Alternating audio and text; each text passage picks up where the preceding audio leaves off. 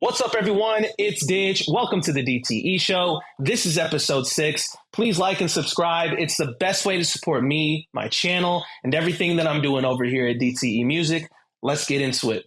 All right, first and foremost, this is week 7 of 16 weeks in a row of new weekly music as I distribute my new album one song at a time. This is inspired by Russ. I call it the Russ model.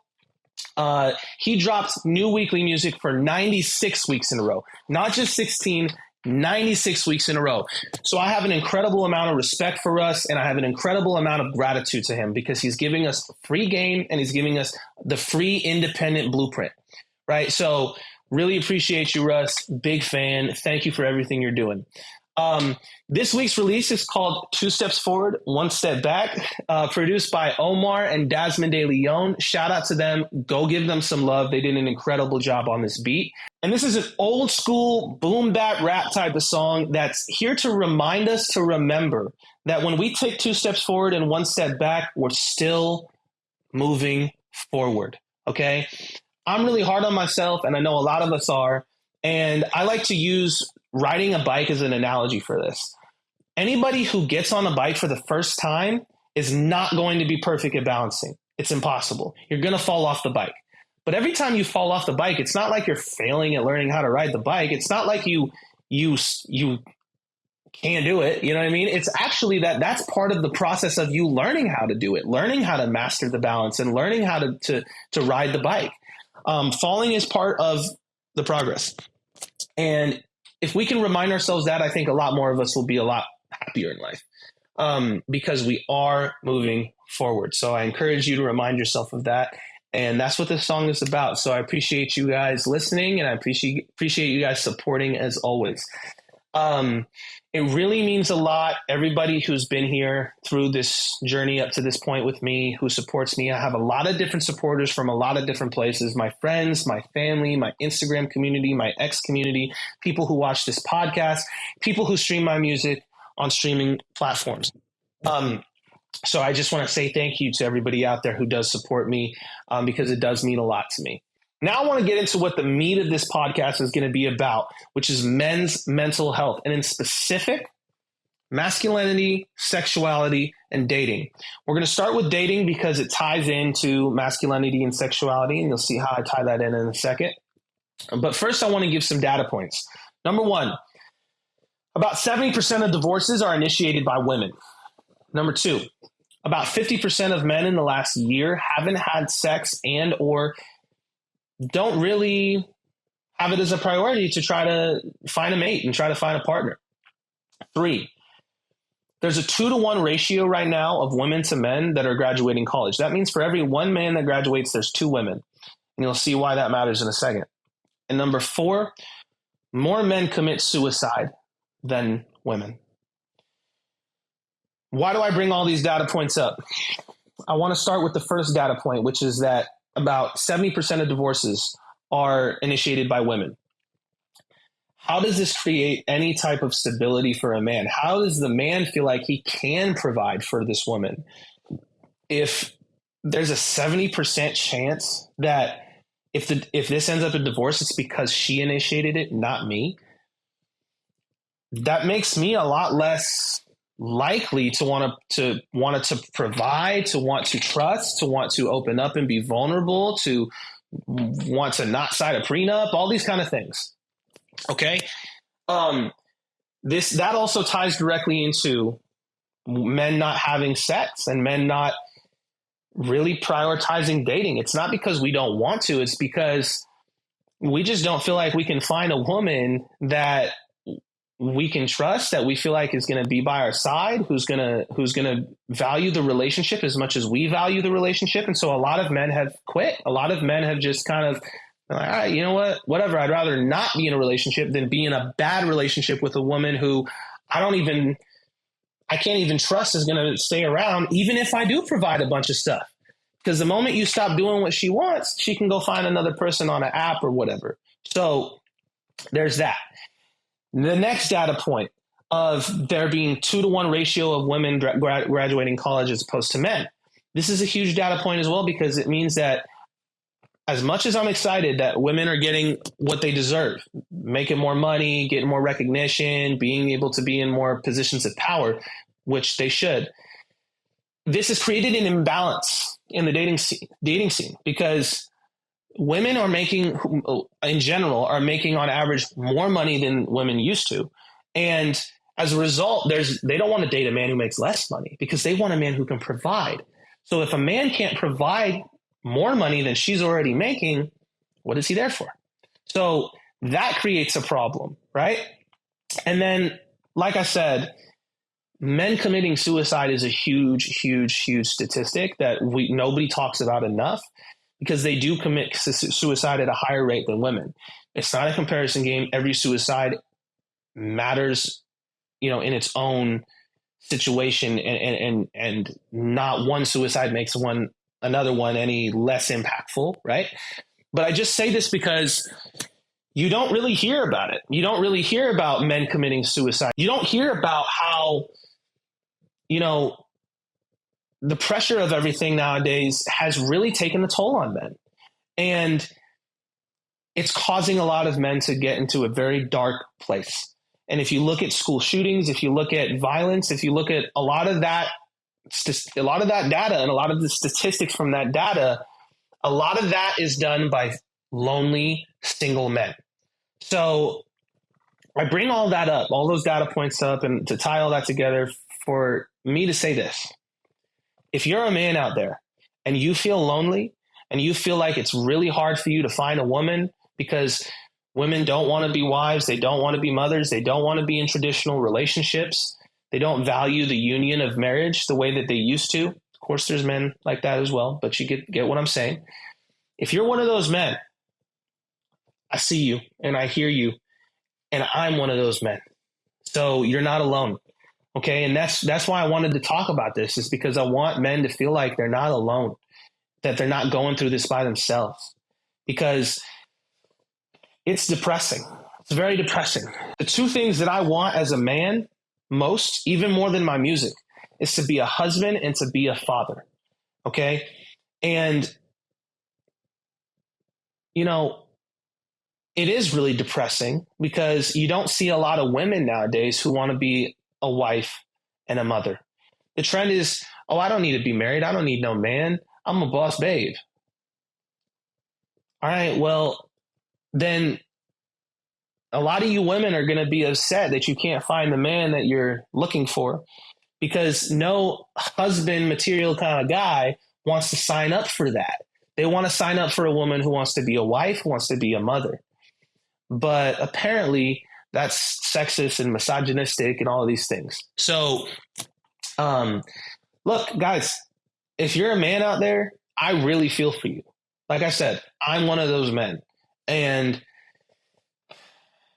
I wish I had a solution that I could give to you guys right now, but I don't really feel like there is much of a clear solution to this. I think what I've figured out the most with my own self trying to work on this is no dating apps. Okay. Dating apps are designed to keep you on the dating app. It's not designed for you to have a relationship. And both people are going into that interaction looking for something from the other person instead of just connecting naturally and bonding over similar interests, similar likes, similar philosophies on life, point of views, all of those things, and just connecting with each other where each other is at in that moment. No dating apps. Okay. Dating apps are designed to keep you on the app. They're not designed to get you in a relationship. Okay.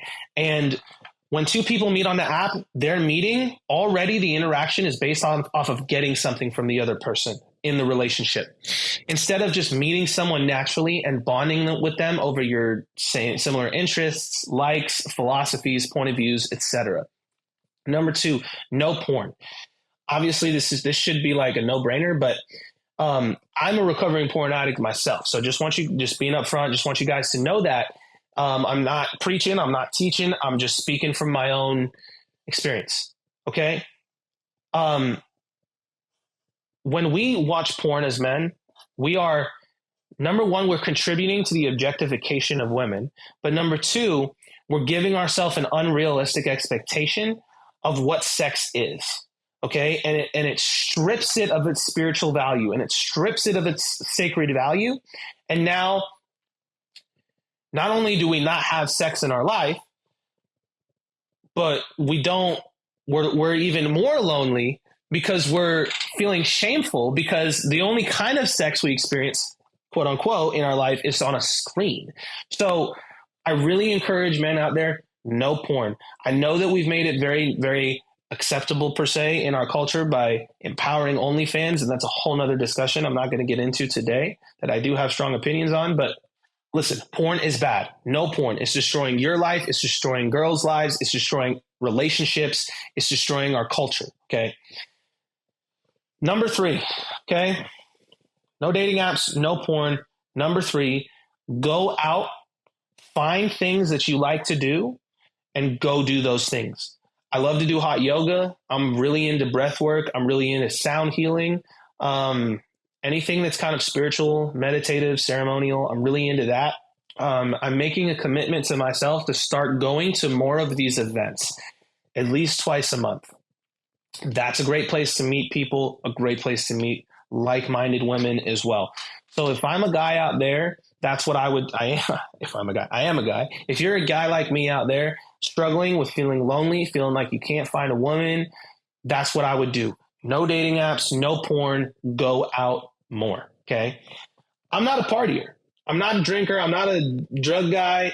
I'm not saying you got to go to the club or you got to go to the bar. You got to go get messed up. I'm not saying that. But what I'm saying is you can go out to more places that have and do things with groups of people, right? Join clubs, whatever you want to do. Doing activities that are positive, like going to the gym, like I said, other things like sound and breath work, ceremony, those kinds of things. So I suggest those kinds of things. Okay, so we talked a little bit about dating now. This ties directly into sexuality, okay? Men's sexuality nowadays is all over the place. And I don't mean like whether you're straight or you're gay or you're bi, whatever. That's not what I'm talking about. What I'm talking about is feeling comfortable in sexuality. There's more men now who don't approach women in real life as opposed to on a dating app. And the reason is not because they're scared. This is what I hope women can understand. It's not because we're scared. It's because lots of women and specific feminism has vilified being a man. So we just don't want you to feel like we're coming off weird. We don't want to be a creep. We don't want to feel like make you feel like we're making some sexual advance, and then we end up like Johnny Depp. So a lot of us are just like, man, this ain't worth it. I'm not trying to get caught up in some crazy entanglement. You know what I mean? So a lot of men are it's not that they're afraid of approaching women. It's that they just don't see that there's much of a benefit. The cost analysis, there's more cost than there is benefit for us in a lot of those instances is the way we're seeing it. I know it's not reality. I'm just giving you guys an understanding, especially women, of how us men are seeing it. Okay. So if you want to be approached more as a woman, stop vilifying men. Stop pushing this feminist agenda that men are bad and we don't need men and da, da, da, da, da. Because you're not going to get approached by the men you're saying you want if that's your attitude. And you're going to only vilify men and make men in general feel like they shouldn't approach you. Okay, so now, because I see a lot of videos online of women complaining, like, well, men don't approach me anymore. It's like, well, that's what happens when you push feminism to the point of insanity. It's like, yes, I'm all for women empowerment, getting paid what you deserve to get paid, being in positions of power, all these things. But that doesn't now mean that we get to just walk over men and say that they're vile, disgusting creatures. It's just, it's wrong. Okay. So for the women out there, if you want men to approach you, I would suggest embracing being a wife and embracing being a mother more than you embrace being a party girl and having sexual freedom and all this other stuff, because none of that stuff actually attracts the kind of man you say you want. Because no woman actually wants a man who's a beta, who doesn't provide, who doesn't lead, right? Who can't make decisions in hard situations. But there's women who are like, well, I can do all that. Okay, well, if you can do all that, then you don't need a man, I guess. Well, but I want a man. okay, well, if you want a man, then you have to do certain things that will help you attract that man. And if you're taking on every masculine role in the relationship, providing, making hard decisions, etc., there's no room for the man to even be a man in the relationship. So to the women out there, if you're looking for a man, I suggest making yourself more attractive. And I don't mean physically. I mean as a potential mate, as a wife, as a mother, as someone that a man can trust is going to be there and is going to hold it down. Is not going to compete with him to play his roles in the relationship. He doesn't have to worry about, oh, is this woman going to leave me because X, Y, Z? It's like, no, he wants a committed woman who's committed to being a wife, who's committed to being a mother, who's there, who's grounded. And by the way, those are the kind of women men want to make housewives, want to provide for.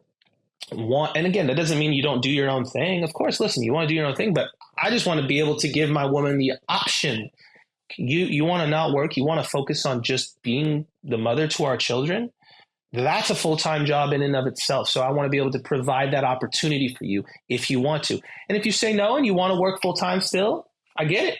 Maybe I'll be a stay-at-home dad, right? So all I'm saying is if you want to be provided for as a woman and you want a real man in your life, you've got to bring something to the table as well. And bringing money and making hard decisions and all things that guys are supposed to be doing in a relationship is not going to attract you, the guy you want. It's going to attract a guy who's a beta, who's a follower, who does whatever you say. And then you're going to be turned off. So it's up to you. Men out there who do want a wife, who do want a woman who wants to be a mother, you've got to stop engaging in behavior that isn't husband material. So partying, doing drugs, watching porn, engaging in promiscuous behavior, listening to music, watching films, whatever, that perpetuate promiscuity, all of that behavior needs to stop. That's why I don't engage in that behavior. I'm not a partier. I don't do drugs. I'm not watching promiscuous television and movies. I'm not listening to music that talks about objectifying women and all this stuff, because that is not how I would want my woman to be treated. That's not how I would want my sister to be treated. That's not how I'm going to treat the women in my life. So I don't want that energy around in my life, period. And a lot of people are like, well, you can separate the art from the artist. It's like, no, like, I don't agree with that. Sorry. And I'm an artist. Like, there's certain things. It's like, we can have disagreements on how we view the world and philosophy. Like, okay, I don't have to have the same political view as my favorite artist. Get that. But once we start leaning into the, dipping our toes into the sexuality, violence, drugs area, no. The whole separating artist from the artist place at that point ends right there. Because to me, a lot of these people are criminals. And it's like, why would I want my soundtrack of my life to be made by criminals? Like, people who spread in bad energy. It's just not it. And again, some of them aren't even criminals, but it's just negative energy. Like, I don't want my woman. I don't want my sibling. I don't want my daughter ever to be at a house party with her top off doing drugs. I don't think it doesn't mean she's a criminal, but I just would never support that. And as a man, that means I shouldn't go out and support that, even if it's not my woman, even if it's not my sister, even if it's not my daughter, because it is someone's woman, it is someone's sister, and it is someone's daughter.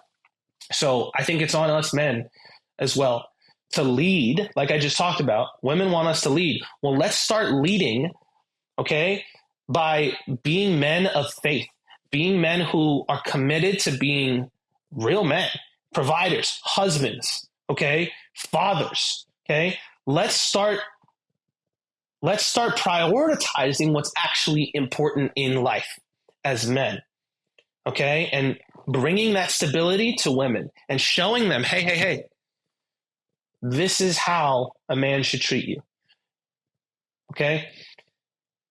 We need to lead. There needs to be a group of men right now in the culture who are leading this charge. And I'm not talking about the Andrew Tates. We need men who are living examples of what it means to be a husband, what it means to be a father, and what it means to be a leader in your community. That's what we need.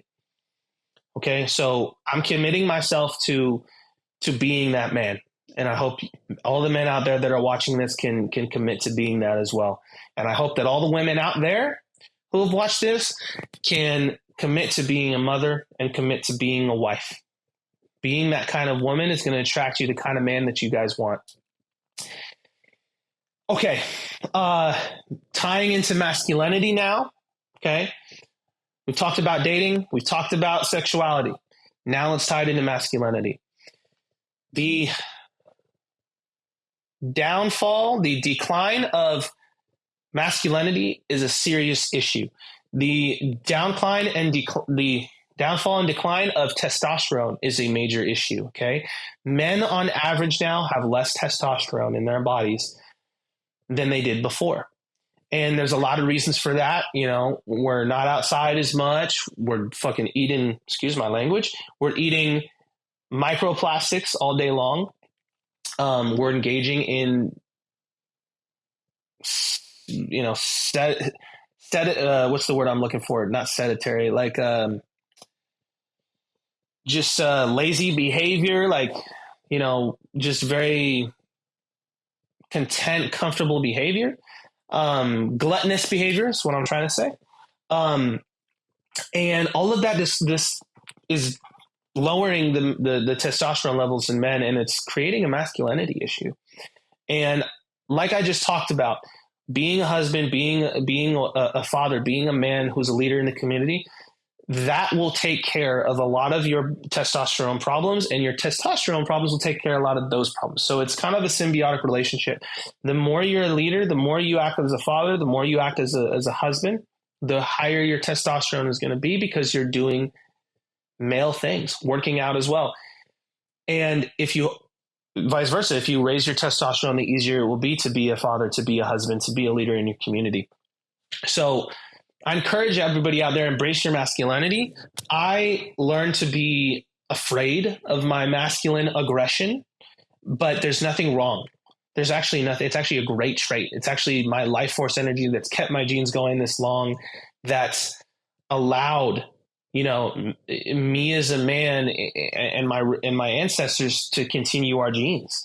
So aggression is actually a very, very positive masculine trait, but it's how you channel that aggression.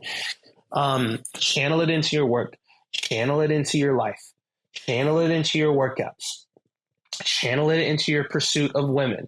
When I say pursuit of women, I don't mean aggressively pursue them with aggression. I'm saying you take that energetic aggression in you and you use it as the fuel to push you past the nervousness of approaching that girl or asking her out. So if I'm giving advice to men out there, which I'm really giving advice to myself, which hopefully will apply to and resonate with people out there, it would be to embrace your masculinity. Learn to not be scared of it.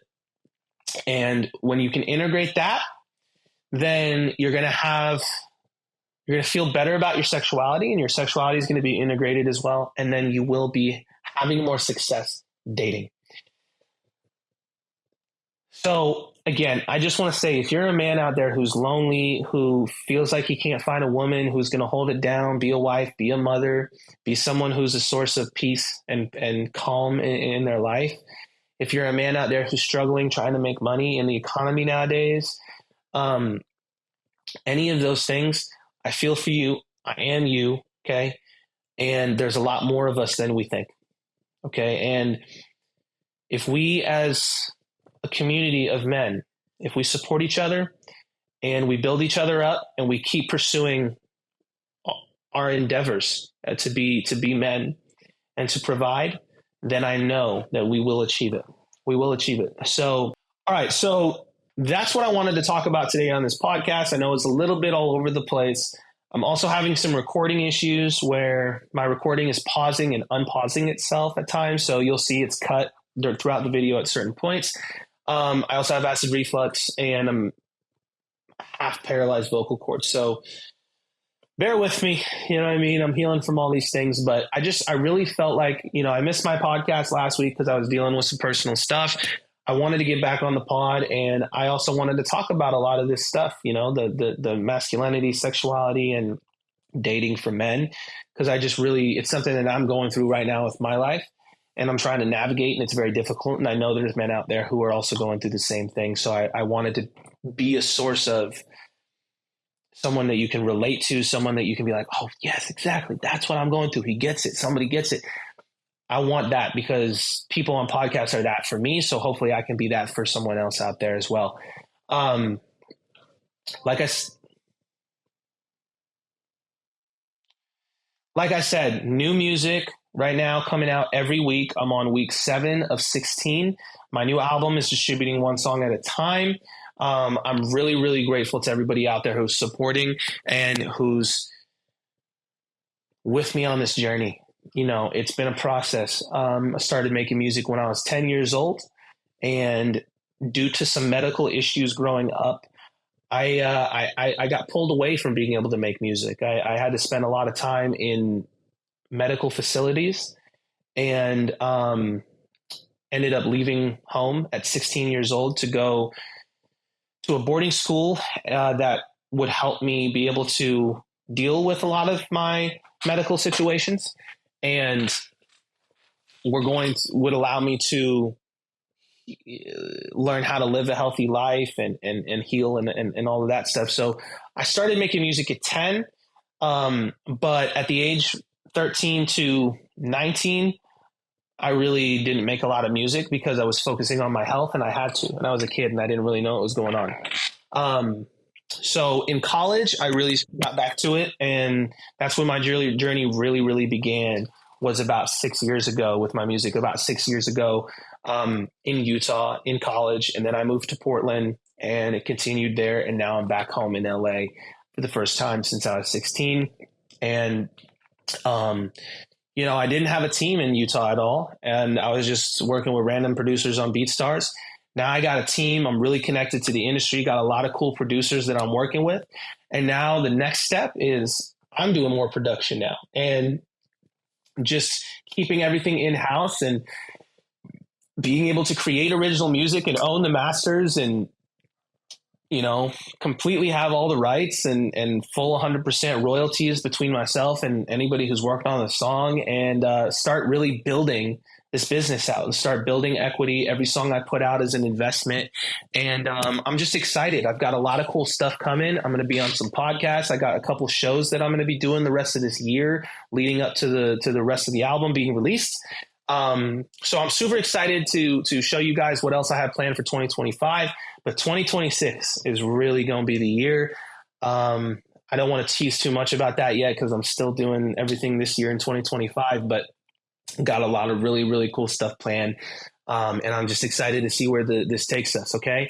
Before I close out, in some other news, I'm going to be having guests on the podcast starting in August. Okay. So the first guest is going to be Dasmine De Leon. She's my executive producer, the closest producer I work with, one of my really good friends. I met her on Twitter when it was still Twitter. And I was living in Portland at the time. And, she lives out here in California, and now I live out here, and it's just been perfect. So we're going to be doing a podcast together. That's going to be coming out next week. So I'm super excited for you guys to hear that. And we're going to be having other guests, first from my production team. Then we're going to branch out to more people in the community, producers, artists, etc. And then we're going to start having conversations with people who are not in my community, and hopefully by that time the podcast will have reached enough people and enough gained enough traction and growth where I can start just inviting people on that I want to talk to, So I'm super excited to see where that goes. This is going to be a weekly thing indefinitely. So yeah, just can't wait for you guys to listen to those conversations, and for me to have those conversations, and to give a platform to underground producers, underground artists, etc., for us all to support each other. So really excited about all of this that we've got going.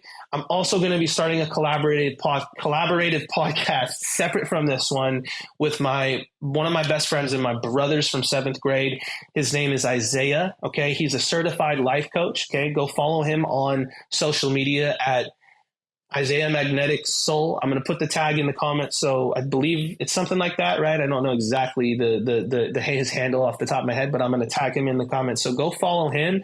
We're going to be starting a joint podcast to talk about men's mental health and to talk about really anything we want to talk about, growth wise, spirituality wise, psychology wise, whatnot. And hopefully people can really gain from those conversations by just listening to us talk about those topics and have those conversations. So really excited to start all these things, really excited for this album, really excited for the podcast, really excited for these shows, really excited for next year. So I know this has been a little bit of a longer podcast and it's been a little bit all over the place, like I said, because I had to cut things here and there a little bit, but really appreciate you guys. And yeah, just can't wait for next week. Got another release coming. Super excited. Can't wait for the whole album to be out. Appreciate you guys so much. I love you. Peace.